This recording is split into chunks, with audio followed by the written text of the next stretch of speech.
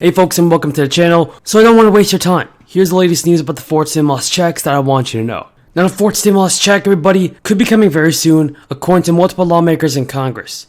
Many congressional Democrats and Republicans are meeting together to finally reach a deal on Biden's Build Back Better plan. Kamala Harris even said that she wants Congress to forgive Americans' debt. So, if they're doing that, stimulus checks definitely could be sent out before the end of the year. And it's definitely something that I want to see happen. Now, folks, if you believe that, now guys, if you think that President Biden should send out the fourth stimulus checks before the end of the year, then tell me in the comments down below. Now, Joe Manchin joined fellow Senate Democrats for a special caucus meeting about next steps for the Build Back Better Act. And that's just 2 days after he said that he cannot support Joe Biden's signature legislation. Now, multiple sources that are familiar with the call confirmed that Joe Manchin did attend the meeting and spoke with President Biden. But folks, unfortunately, Joe Manchin is actually holding back the stimulus checks from being sent out. The meeting actually took place with President Biden, and Manchin's declaration for Sunday, saying that he cannot vote for the House-passed bill, is leaving Biden pretty much confused. According to a Democratic source who added to the call, Chuck Schumer said in the meeting that everyone's frustrated with the outcome.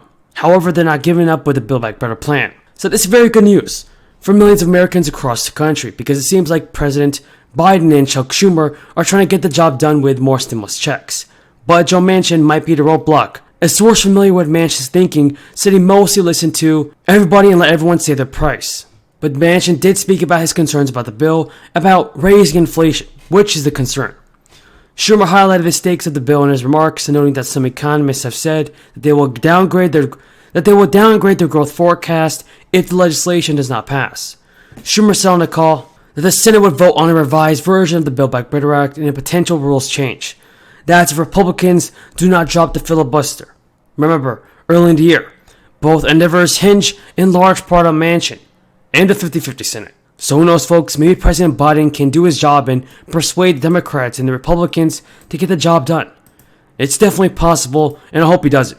Now, Schumer did say if Senate Republicans continue to misuse the filibuster and prevent the body from considering this bill, then the Senate will then consider changes to any rules.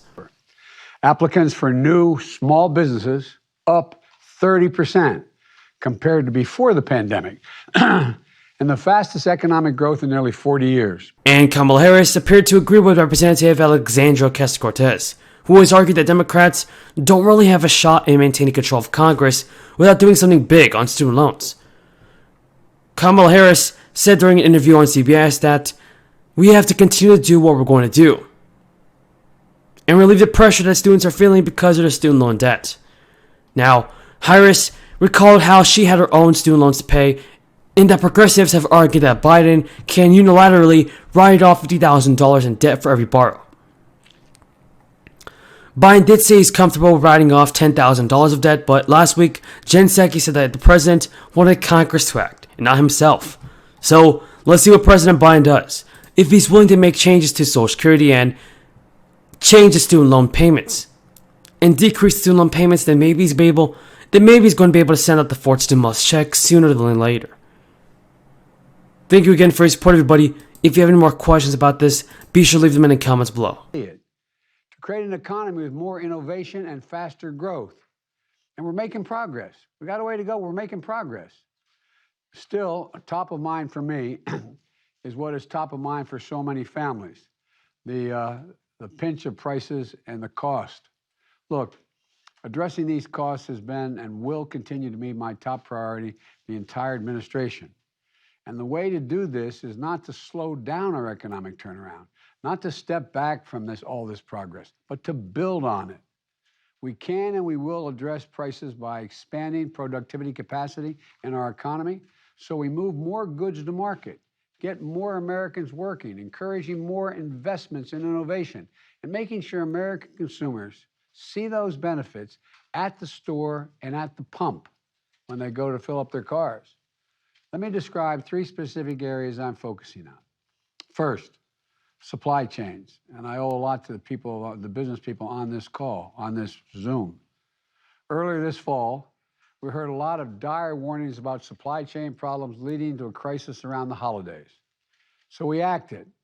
A lot of recommendations of the people that you see on the screen here. I wish we were all able to do this in person. We brought together business and labor leaders to solve problems. And the much predicted crisis didn't occur. Packages are moving. Gifts are being delivered. Shelves are not empty. Experts in this field look at two statistics for retail inventories, which is how many good retailers have on hand, and on-shelf availability, which measures how many goods are actually on the shelves there to be purchased. Today, retail inventories are up 3% from last year. Inventories are healthy, and on-shelf availability before the pandemic was about 91%. Today, it's at 90%. 90%. I'm sure you can go and find some shelf where it's empty because a particular sort of gifts are very popular. I don't know. But 90% availability. And delivery times this season for FedEx, UPS, and the U.S. Postal Service are faster than before the pandemic, even as Americans have purchased a record amount of goods. This is in part due to the progress we've made at our nation's ports, which are now moving historic amounts of goods. You know, after working with our administration, the ports of Los Angeles and Long Beach have nearly cut in half the number of those great big containers you see sitting on a dock for more than 8 days. This is striking progress since November. In fact, right now, the number of containers moving through our ports is higher than ever. It's because we've sped up, because when I sat down and talked with the folks running the ports and the longshoremen, they agreed to speed up every step in the process. The ports, the trains, the trucking. My bipartisan infrastructure law, there's $17 billion to speed up and modernize our ports. And tomorrow, the Department of Transportation is going to announce over $200 million in grants to ports nationwide. And we're making significant investment in freight rail as well. And we're also working to unstick bottlenecks between the ports and the stores by getting more trucks moving all around the country. We've heard a lot about the need for more truck drivers, and it's real.